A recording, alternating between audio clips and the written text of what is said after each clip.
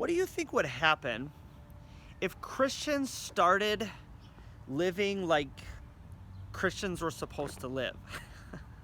What do you think the results would be? Like, shouldn't it be that Christians' lives look different than the lives of people who are not Christians, right? There's got to be some sort of a distinctive. There's got to be some sort of difference in us that makes us unique, that people notice, and that hopefully somehow that distinctiveness blesses the world.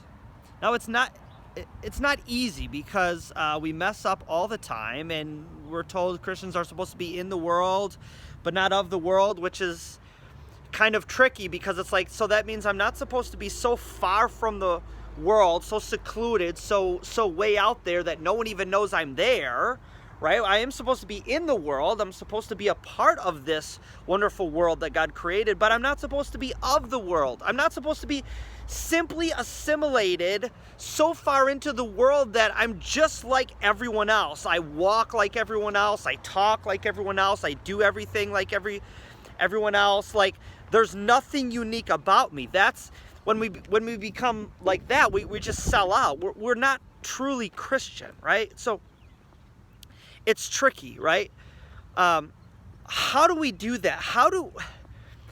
What actually happens? What can God do in us when Christians actually start acting like Christians in our homes, in our workplaces, in our town, in our neighborhood, in our city? Like, what can God do with that, and what in the world does that look like? Well, that's what the book of Daniel is kind of all about.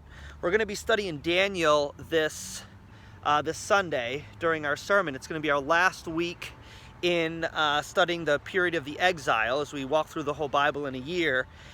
And Daniel is a really cool story. We're going to cover the first 6 chapters of it because Daniel's grappling with that. He's taken to a foreign culture, and he's got to figure out, how in the world do I act out my faith? How in the world do I follow my God in a place where no one else is following my God?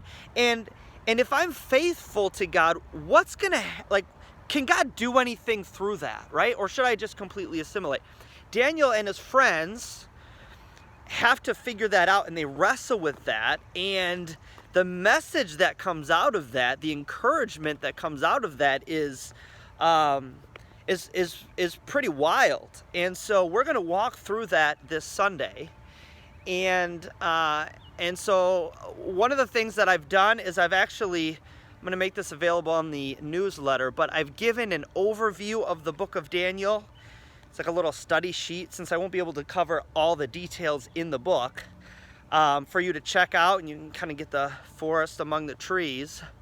But this Sunday we're going to think about what God can do with our faithfulness, and we're going to see a sort of model of what it looks like when a Christian actually lives like a Christian, when a God follower is willing to be different for the sake of God's glory, and then what can God do with that simple act of obedience. So if you're into that kind of thing, I think you'll like our sermon this Sunday. I hope you can join.